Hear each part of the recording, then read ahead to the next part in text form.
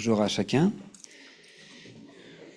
J'ouvre la Bible et j'ai plein de feuilles, mais n'ayez pas peur, c'est parce que j'écris très gros. D'ailleurs, vous verrez que je ne lis pas dans la Bible, ça c'est plus simple. Mais tout vient quand même vraiment de la Bible, je vous assure, tous les versets. Comme souvent, quand on me demande d'apporter un message, il y a des gens que je ne connais pas bien ici, mais en fait, je suis bien membre de cette église. Ça fait juste quelques semaines que je n'étais pas bien là, mais je suis bien d'ici quand même. On m'a demandé plusieurs fois d'apporter un message et souvent je vous dis que j'espère que ça vous apportera autant à vous que ça m'a apporté à moi de le préparer. Voilà. Et donc aujourd'hui, j'ai vraiment à cœur de vous parler de la prière.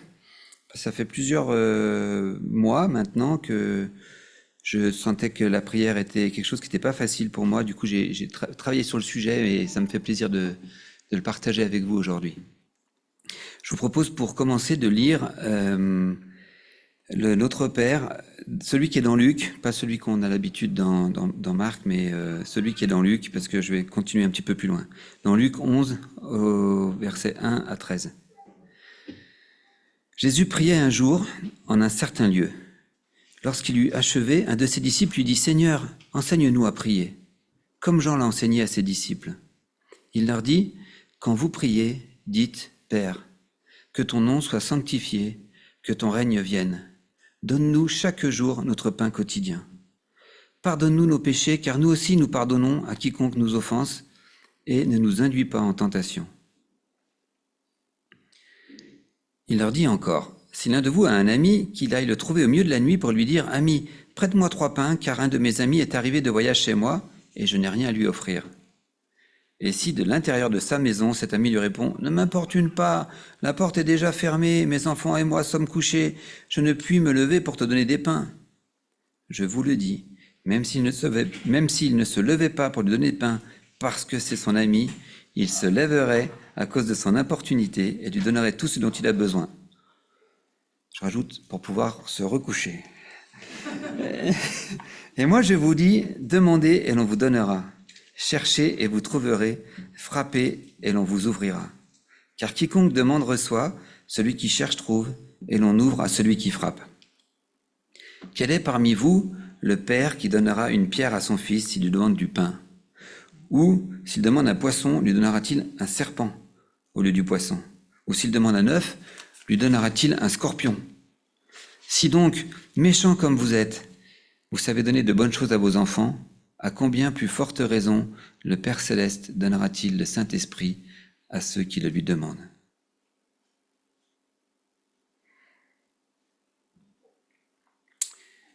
Je vous disais donc que je vous propose une réflexion sur la prière. Et en lisant ce texte, il y a une question qu'on se pose pas très souvent, je crois, c'est pourquoi prier? Parce qu'on prie, déjà. Si on est ici ce matin, c'est que déjà on est venus tous ensemble pour prier, pour adorer le Seigneur. Mais ce qui m'a frappé dans le tout premier verset, c'est qu'en fait, ce que je suis assez normalement, que j'aime partager, c'est le mimétisme, le fait qu'on fasse comme ceux qu'on aime. Et comme je vous l'ai dit au début, il y a peut-être des choses que je vais dire que j'arrive toujours pas à vivre, même si j'ai travaillé dessus, donc soyez pas, il n'y a aucune culpabilité à avoir là-dessus, donc on est en chemin pour progresser. Mais là, on voit que, en fait, les disciples, ils demandent à Jésus, enseigne-nous à prier, pourquoi? Parce qu'ils voient Jésus qui prie. Et déjà, très souvent, on oublie ça, même Jésus priait. On peut s'adresser au Père, mais qu'est-ce qui est écrit? Jésus priait un jour en un certain lieu. Et c'est lorsqu'il eut achevé qu'un de ses disciples lui dit, Seigneur, enseigne-nous à prier.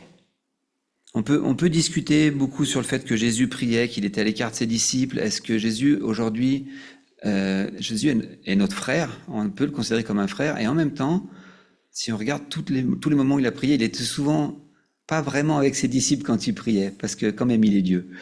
Et on pourrait discuter longtemps là-dessus, mais c'est pas l'objet. Et en même temps, je pense que c'est une attitude auquel il faut qu'on fasse attention. Jésus est Dieu. Jésus est notre frère et Jésus est Dieu. Et donc, on prie le Père, mais on peut aussi prier Jésus, même si Jésus est aussi l'avocat qui nous permet de prier au Père. Donc, ça, c'est plus de la théologie, c'est pas l'objet du propos aujourd'hui, mais vous pouvez le prendre et réfléchir dessus. Pourquoi est-ce qu'on prie? Donc, on prie parce que comme nos enfants ont un maillot de foot, parce qu'ils adorent les footballeurs, notre vrai héros, c'est Jésus et on veut faire comme lui. Mais on peut aussi prier parce que justement, il est notre héros. On peut prier le Père pour le remercier, pour l'adorer. Et c'est ce qui se fait dans la prière que Jésus nous enseigne. Quand il dit que ton nom soit sanctifié, que ton règne vienne, c'est pas une demande. C'est le fait qu'on reconnaisse Dieu comme le Saint, qu'on reconnaisse Dieu comme celui qui règne. Donc déjà, c'est une prière d'adoration et de remerciement. Mais un peu plus loin, on peut aussi demander. Est-ce qu'on peut demander tout et n'importe quoi? On va y revenir plusieurs fois pendant ce message. Mais dans le Notre Père, qu'est-ce qu'on demande? On demande d'avoir le pain quotidien. Donne-nous chaque jour notre pain quotidien. Et aussi, un peu plus loin, on demande de ne pas être induit en tentation. Pour le pain quotidien, il y a beaucoup de messages dessus. Celui que je retiens particulièrement, c'est le pain quotidien. C'est pas la richesse, c'est pas tout ce dont on peut rêver, c'est juste être dépendant de toi, en fait. Et dans la demande qu'on peut faire à Dieu, on y reviendra. Est-ce qu'on a deux demandes qui sont vraiment celles que Dieu attend de nous en tant que ses enfants, parce qu'on l'a reconnu, on l'a dit au tout début, comme celui qui règne. Tout est lié, en fait. Et dans les demandes qu'on peut faire à Dieu, on peut tout demander. Mais on peut surtout lui demander d'être dans son règne. On va y revenir. Dans Luc, dans les versets d'après, on peut demander tout à Dieu, mais pas nécessairement. On ne demande pas toujours nécessairement les choses que nous avons demandées. Est-ce que c'est celle que Dieu, dans sa sagesse, juge bonne pour nous? Comme il a écrit, un père, lui, sait donner ce qui est bon. Il ne donnera pas forcément à ses enfants ce qu'ils ont demandé, mais il leur rendra ce qui est bon. Et le Père est encore bien meilleur que nous en tant que Père. L'autre raison de prier, c'est pour confesser nos fautes. On a pardonne-nous nos péchés. C'est pas forcément le passage le plus facile, mais Pascal l'a dit tout à l'heure. Dans le Deutéronome, c'est la condition pour la relation. On dit toujours avec raison que Dieu nous aime sans condition. Mais est-ce que même quand on aime quelqu'un, il n'y a pas des fois la relation qui est rompue? Quand on est fâché avec ses enfants, on les aime quand même. On est fâché parce que du coup, il n'y a plus de relation. Et c'est quoi la condition pour la relation? C'est d'être pardonné de nos péchés. On ne peut pas être sans péché. Par contre, on peut être pardonné de péché. Et enfin, la dernière raison que je vois de pourquoi prier, c'est intercéder. C'est pour ça que je vous ai lu non seulement le Notre Père, mais aussi toute la parabole qui est derrière. Les raisons qu'on a de prier, c'est d'intercéder, c'est-à-dire de demander, pas pour nous, mais de demander pour les autres. Dans la parabole dont il parle, il ne va pas chercher du pain pour lui. Il va chercher du pain parce qu'il y a quelqu'un qui arrive chez lui et qui en a besoin. Et ça, c'est une des très bonnes raisons qu'on a de prier. L'autre point que je voulais voir avec vous, c'est comment prier. Alors là, il y a plein de choses dans la Bible. Le comment prier, il commence aussi dans le Notre Père. Dans le « comme nous pardonnons aussi ». Et ça, c'est pas le plus facile. Mais comme le « nous pardonnons aussi » renseigne, et il résume aussi une bonne partie de tous les enseignements de la Bible à propos de la prière. En plus de l'enseignement de Jésus dans Notre Père, la parole nous parle des manières de prier. Il est important de prier avec une bonne conscience. C'est un grand mot, la bonne conscience. Est-ce qu'on a bonne conscience? Des fois, on essaye de pas trop la gratter, comme ça on pense qu'elle est bonne. Est-ce qu'elle est bonne même sous la peinture? Est-ce qu'il n'y a pas un peu du pourri dessous? Il y a plein de versets à ce sujet. Dans le psaume 66, au verset 18, on peut lire « Si j'avais regardé l'iniquité dans mon cœur, le Seigneur ne m'aurait pas écouté. » Jésus lui-même souligne combien le manque de pardon envers son frère est un obstacle à la relation avec Dieu. Je vous lis dans Marc, au chapitre 11, les versets 22 jusqu'à 26. Jésus prit la parole et il leur dit « Ayez foi en Dieu ». Jusque-là, ça va. « Je vous le dis en vérité, si quelqu'un dit à cette montagne « Ôte-toi de là et jette-toi dans la mer », s'il ne doute pas en son cœur, mais croit que ce qu'il dit arrive, il le verra s'accomplir. » On a tous des montagnes qui gênent la vue sur le Mont Blanc, on pourrait... Allez, on pourrait faire de la place. C'est pas ça l'idée en fait, hein. Jésus continue, c'est pourquoi je vous dis, tout ce que vous demanderez en priant, croyez que vous l'avez reçu et vous le verrez s'accomplir. Ça semblait facile de dire juste ayez foi en Dieu. En Dieu, c'est juste y croire. Mais non, c'est bien plus que ça. Il continue encore. Et lorsque vous êtes debout faisant votre prière, si vous avez quelque chose contre quelqu'un, pardonnez, afin que votre Père qui est dans les cieux vous pardonne vos offenses. Mais si vous ne pardonnez pas, votre Père qui est dans les cieux ne vous pardonnera pas non plus vos offenses. Et la relation sera coupée. C'est moi qui ai rajouté la relation sera coupée, hein. Mais c'est ce que ça veut dire en fait. Comme je vous le disais tout à l'heure, quand on est fâché avec son enfant, on continue à l'aimer, mais on sent bien qu'il n'y a plus de relation. Ésaïe aussi disait, son oreille n'est pas trop appesantie pour entendre. Dans Ésaïe 59 au verset 2. L'oreille de Dieu n'est pas trop appesantie pour comprendre, mais vos iniquités ont fait séparation entre vous et Dieu. Donc lorsque le péché a été vraiment reconnu et qu'il est confessé, Jésus est fidèle pour les pardonner. Et même déjà avant Jésus, heureusement, même si nous on a la chance d'avoir Jésus pour nous pardonner, le psalmiste disait déjà « Tout homme pieux te priera au temps où l'on te trouve ». C'est-à-dire qu'eux aussi pouvaient être déjà pardonnés. Et vous avez aussi une parole de l'apôtre Paul dans Hébreux 13-18 qui dit « L'apôtre se sentait libre de demander les prières des frères. Pourquoi ? Parce que nous croyons que nous avons une bonne conscience. » Du coup, l'important pour la relation, c'est d'avoir une bonne conscience. Du coup, conscient de mes imperfections et du gouffre qui me sépare de la sainteté de Dieu, je vais renoncer à prier. C'est ça le message ? Non, je ne crois pas. Bien sûr que non. Heureusement. Nos fautes ne devraient jamais être un obstacle à la prière. Avant de commettre une faute, on le sait, il y a Satan qui nous souffle. C'est pas si grave, c'est un détail. Vas-y, fonce.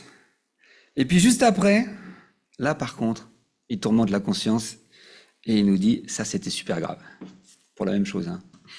Pour la même chose, mais il est très très fort. Rien à voir avec les politiques, ça c'est pas un message politique, hein. Je veux dire, c'est pas grave avant, c'est grave après, ça n'a rien à voir.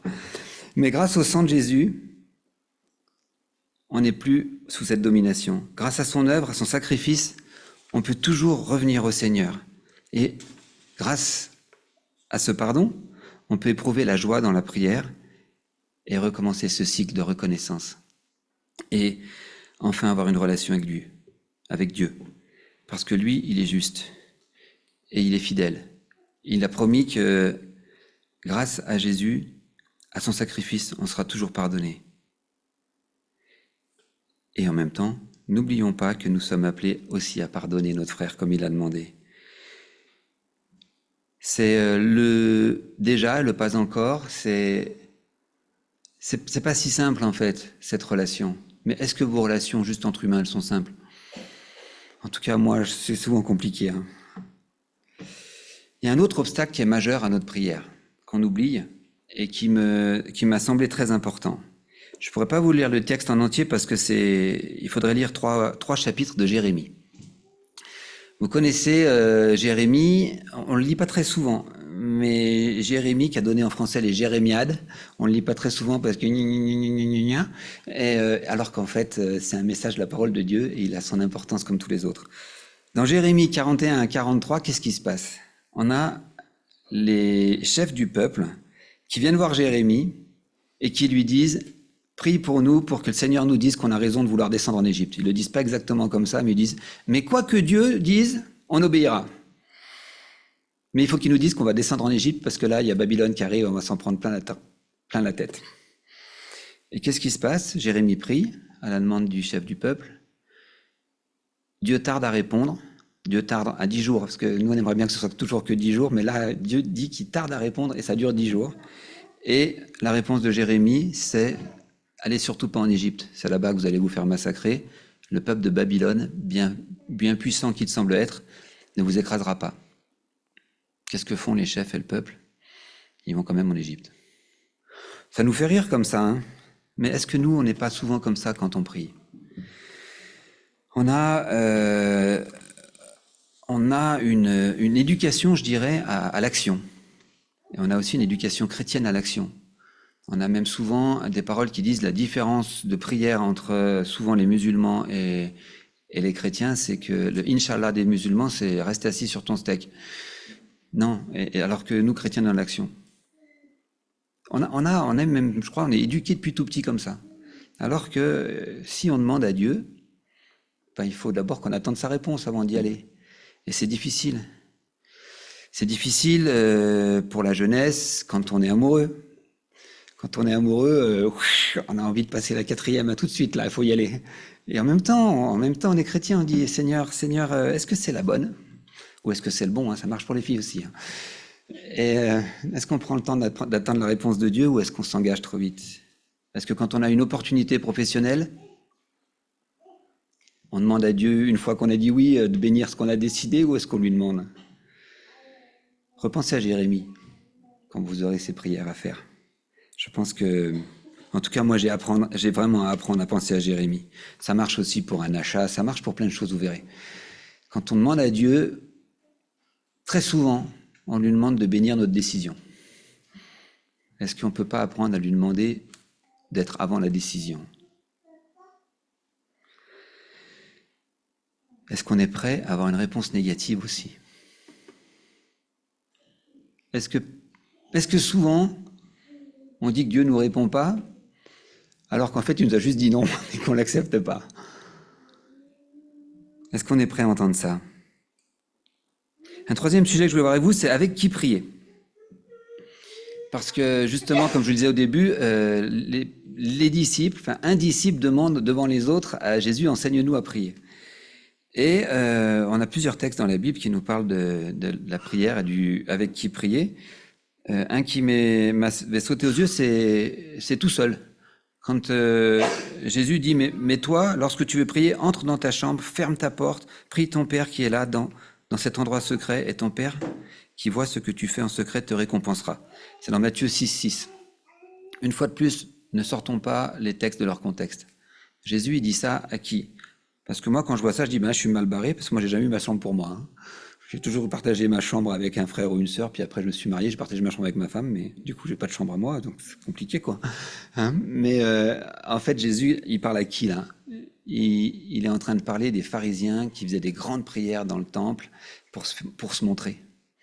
Pour montrer qu'ils étaient des gens de foi. Alors, en France, chez nous, je pense que c'est pas trop la mode d'aller prier pour montrer qu'on est les stars du peuple. Donc on n'est peut-être pas directement concerné par ça. Mais quand on a quelque chose à demander à Dieu, venons au culte le matin, prions tous ensemble, partageons nos soucis, mais aussi osons passer du temps personnel avec Dieu. Il y a d'autres versets qui nous disent, par exemple dans 1 Corinthiens 10, verset 31, il y a tout un contexte aussi, mais je vais vous le dire comme ça, soit donc que vous mangiez, soit que vous buviez, quoi que vous fassiez, faites tout pour la gloire de Dieu. Donc, c'est très général. J'aimerais arrêter sur quand vous mangez, quand vous buvez. C'était sous-entendu pour moi que le temps de repas est souvent familial. Donc, c'est aussi un moment où un engagement à prier en famille. On a aussi... je ne l'ai plus noté là. J'ai enlevé plein de choses. J'ai tellement de choses à vous dire que ça a duré 1h30 que la première fois que je l'ai relu, donc j'ai fait des coupes en travers. C'est la première fois que ça m'arrive. Mais il y a aussi plusieurs versets qui nous parlent de... Je sais pourquoi je l'ai enlevé, parce que vous ne pouvez pas faire du mimétisme avec ça, qui nous parlent de la prière dans le couple. Hein, que c'est une bénédiction pour le couple de prier ensemble avec Dieu. Donc, comme la corde à 3 brins ne rompt pas, dont on a entendu parler dimanche dernier. Donc c'est aussi une bénédiction de prier dans le couple. Je vous ai parlé tout à l'heure de la prière dans l'assemblée, et qu'on a aussi fait tout à l'heure avant le message. C'est spécialement avec la prière que le Seigneur fait sa promesse.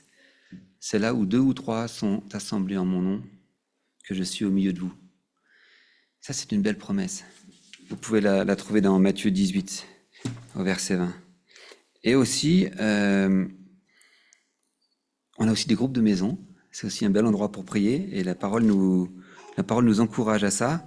On peut le voir dans Acte 12, au verset 12, Acte 12, 12, facile à retenir. Pardon. Plusieurs étaient encore assemblés pendant la nuit et priaient dans la maison de Marie. Jacques et les frères n'étaient pas là. Donc il n'y avait pas toute l'assemblée. Ça ne nous empêche pas de prier. On peut se réunir à quelques-uns pour prier. Il s'agissait bien d'un petit groupe. Dans l'Ancien Testament, on a très souvent, dans le livre de Daniel, qu'est-ce qu'il fait avec ses frères? Ils s'agenouillent, ils prient, ils se réunissent, ils prient. On a aussi Paul qui prie avec les anciens d'Éphèse. On a plein d'exemples dans la Bible, en fait, pour prier. Et c'est du coup une bonne transition avec ma question d'après. Quand est-ce qu'on prie? Et où est-ce qu'on prie? Alors, on peut prier partout, on peut prier n'importe quand, et vous verrez, la conclusion, c'est on devrait prier partout et n'importe quand. On commence par lire au psaume 32, au verset 6. « Tout homme pieux te priera au temps où l'on te trouve », comme je l'ai déjà dit tout à l'heure. Si nous sollicitons une audience auprès d'un personnage important, il faut attendre quelquefois longtemps avant d'être reçu. J'ai la chance, ou la malchance, vous verrez ça quand vous travaillez avec des politiques, donc si j'ai envie de voir le président du département, j'arrive à avoir un rendez-vous avec lui. Mais je ne l'ai pas demain. Même si je connais quelqu'un qui le connaît, ça prend du temps. Alors que nous, par la prière, si on veut prendre rendez-vous avec Dieu, il est là. Et il nous attend déjà. Et à l'inverse, si on laisse vivre le Saint-Esprit en nous, on peut être poussé à la prière parce qu'il nous attend. Est-ce que nous, on est prêt à écouter le Saint-Esprit qui nous dit « Viens, prie, repose ton souci et adresse-toi à Dieu maintenant ». 4 expressions particulières dans la Bible concernent la prière sur le quand et le où. Et donc du coup, celle que vous connaissez, c'est « prie sans cesse »,« prie en tout temps »,« prie en toute chose »,« prie en tout lieu ». C'est beau ça, non? Au moins c'est facile. Je dis oui là, mais pas là, enfin là ça serait compliqué. Là c'est sans cesse, en tout temps, en toute chose et en tout lieu. Le prie sans cesse, il est dans 1 Thessaloniciens 5, 17. Je commence au verset 15. « Prenez garde que personne ne rende à autrui le mal pour le mal, mais poursuivez toujours le bien, soit entre vous, soit envers tous. Soyez toujours joyeux. » Et juste après, priez sans cesse. Rendez grâce en toutes choses, car c'est à votre égard la volonté de Dieu en Jésus-Christ. N'éteignez pas l'esprit, ça va avec. N'éteignez pas l'esprit, ne méprisez pas les prophéties, donc la parole, ou Pascal a insisté tout à l'heure, mais examinez toutes choses, retenez ce qui est bon, abstenez-vous de toute espèce de mal. Que le Dieu de paix vous sanctifie lui-même tout entier, et que de tout votre être, l'esprit, l'âme et le corps soient conservés irrépréhensibles lors de l'avènement de notre Seigneur Jésus-Christ. Celui qui vous appelait est fidèle, et c'est lui qui le fera. Tout à l'heure, on a prié très bientôt, il viendra nous chercher. Quand je chante ce chant, je me dis, ouais, c'est cool, mais ça fait 40 ans que je le chante quand même. Et donc, il y a 40 ans, je priais déjà, très bientôt, il viendra nous chercher, et déjà, ça me donnait de la joie. Est-ce qu'on peut continuer à avoir cette joie?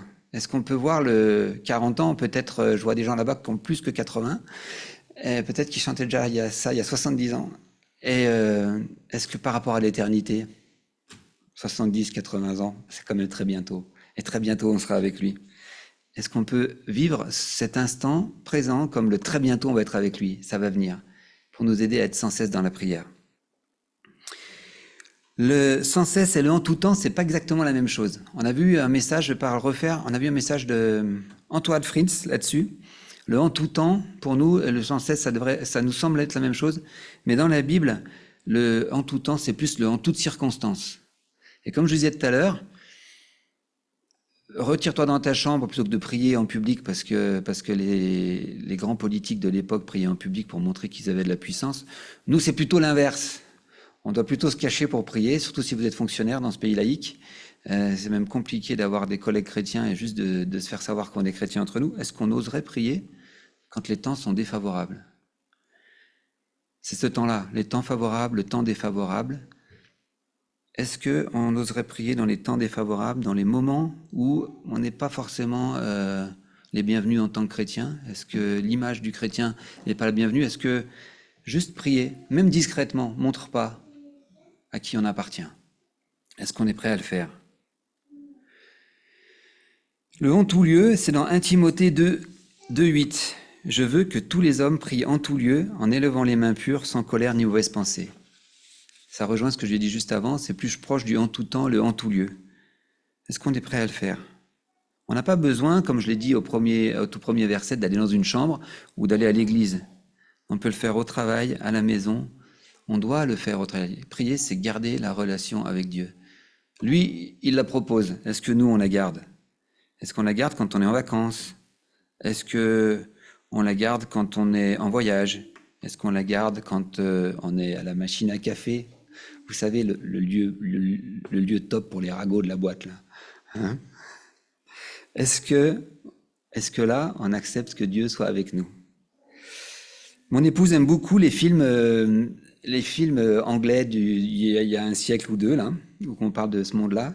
Il y a toujours des jeunes filles qui ont un chaperon. Vous voyez ce que je veux dire? Ou bien sinon, vous êtes dans les BD de Tintin, vous avez souvent un petit ange et puis un petit démon, là, quand les gens doivent prendre une décision.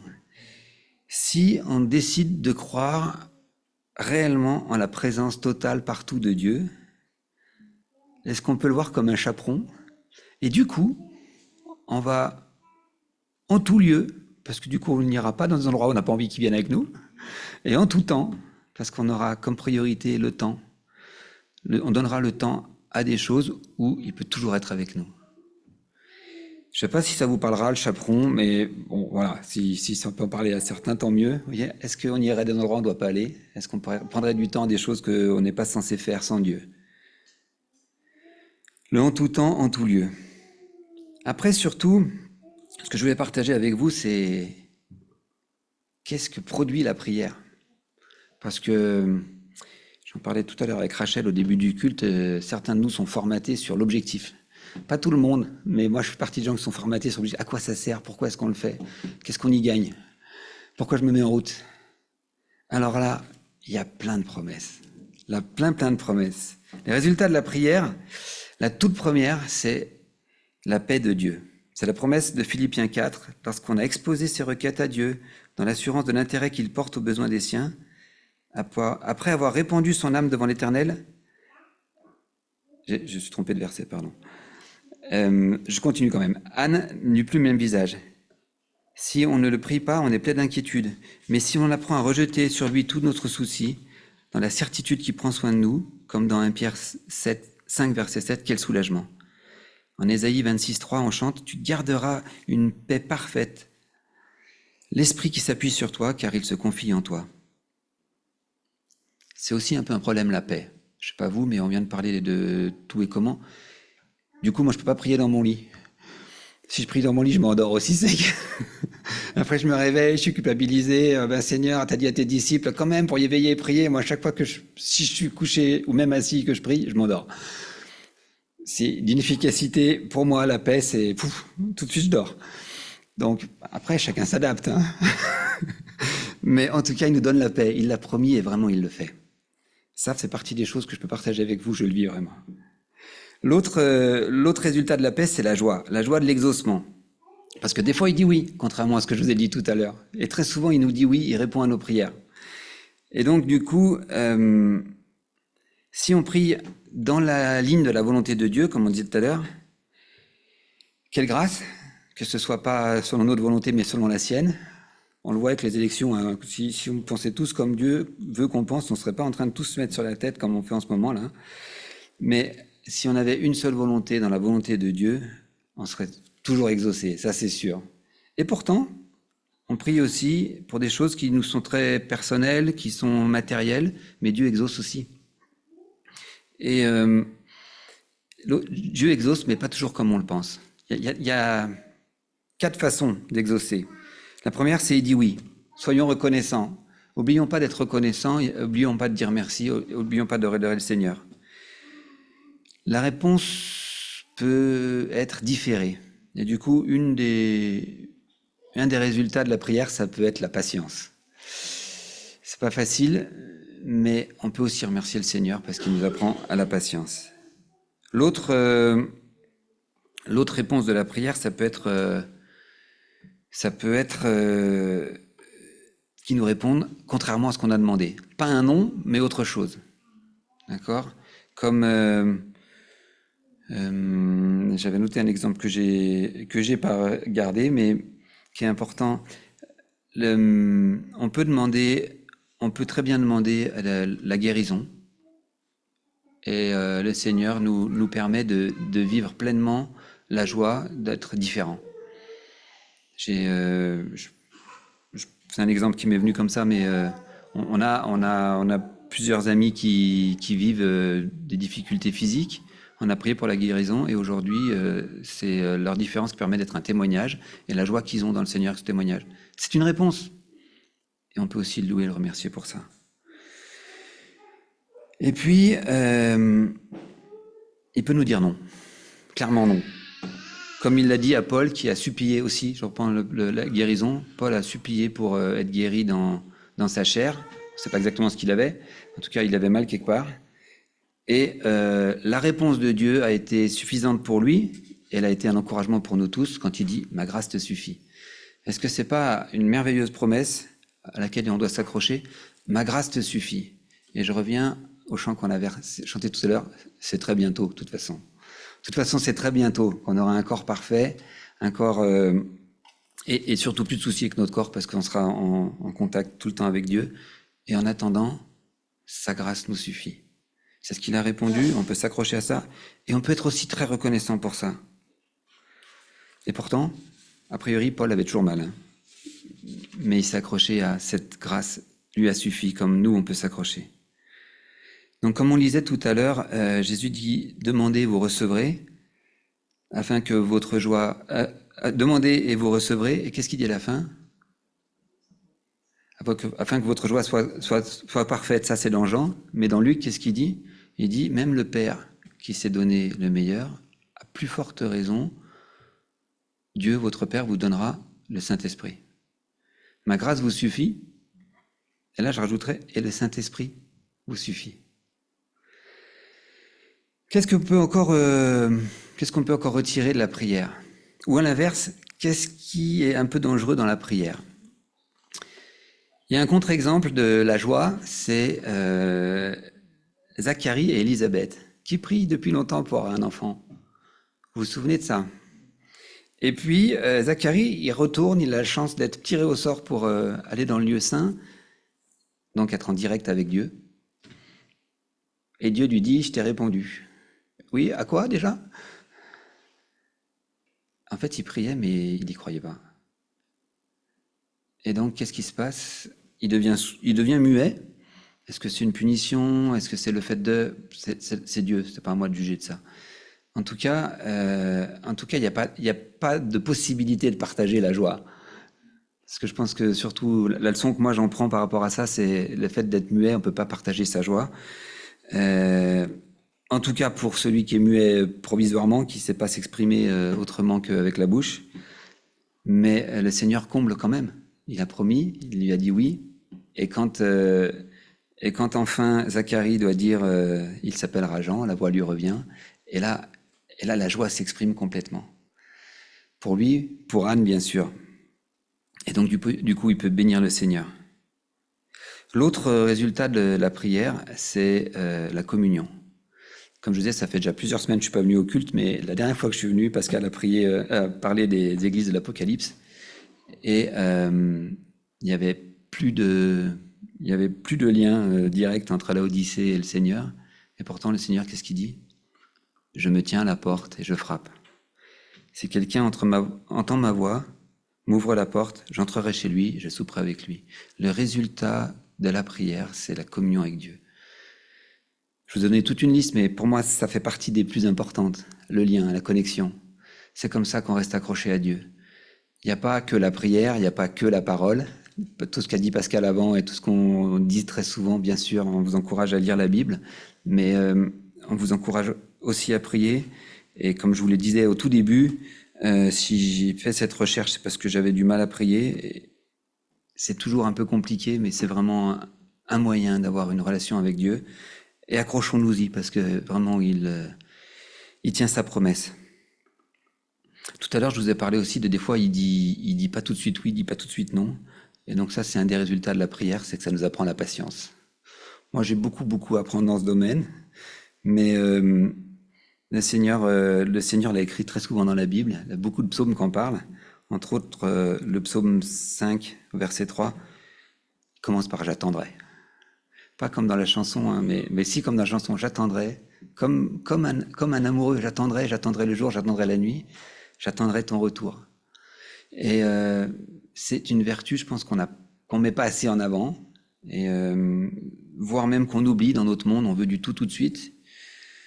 Je pense que ça a toujours été, mais évidemment, avec l'immédiateté des écrans et tout ça, on devient de moins en moins patient, alors que c'est vraiment une des vertus de la Bible, la patience. Et c'est aussi une vertu de Dieu. Heureusement qu'il est patient. Il est juste, mais heureusement, il est aussi patient. S'il était que juste, on serait mal. Est-ce qu'on peut pas, nous aussi, via la prière, apprendre la patience et être reconnaissant pour la patience qu'on apprend? J'en ai encore tout plein, hein, mais je m'arrête si vous voulez. Il y a le dévouement,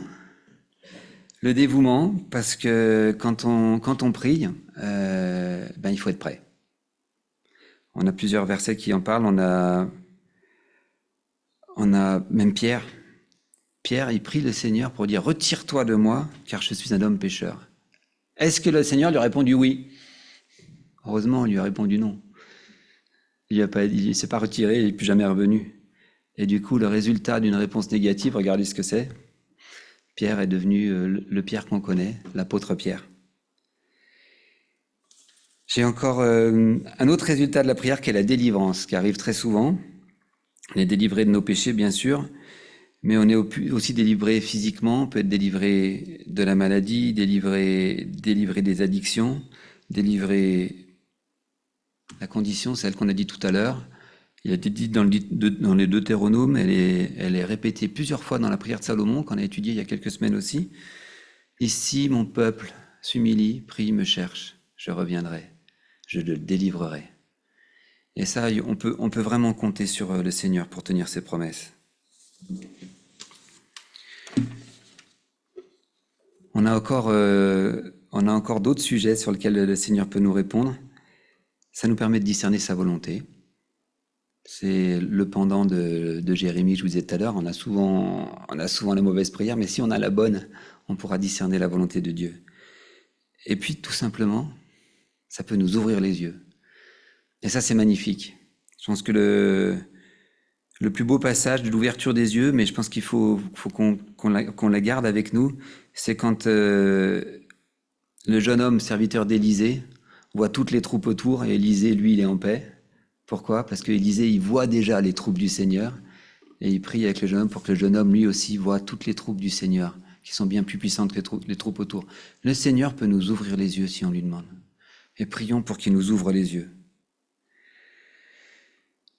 On a certainement plein d'autres bonnes raisons de prier, et peut-être qu'on devrait plus les partager. J'espère que chacun de vous pourrait relater une expérience personnelle sur les bonnes raisons de prier, et je vous exhorte à vous en souvenir, à le ressasser dans votre cœur, comme c'est dit dans la parole, les bonnes raisons de prier.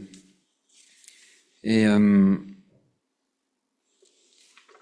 j'espère que ce message vous encouragera à prier en tout lieu, en tout temps. Pour conclure, même si on a dit qu'il n'y avait pas de position particulière, si ce n'est pour moi de ne pas être couché, parce que sinon c'est compliqué, mais je vous propose de vous lever et puis qu'on dise ensemble notre Père, celui dont on a l'habitude, qui est plus dans Marc, je crois. Mais je propose qu'on le dise tous ensemble. Et après, on va chanter aussi, si les musiciens veulent bien, on va chanter une prière. Notre Père qui es aux cieux, que ton nom soit sanctifié, que ton règne vienne, que ta volonté soit faite sur la terre comme au ciel. Donne-nous notre pain de ce jour. Pardonne-nous nos offenses, comme nous pardonnons aussi à ceux qui nous ont offensés. Ne nous soumets pas à la tentation, mais délivre-nous du mal, car c'est à toi qu'appartient le règne, la puissance et la gloire pour les siècles des siècles. Amen.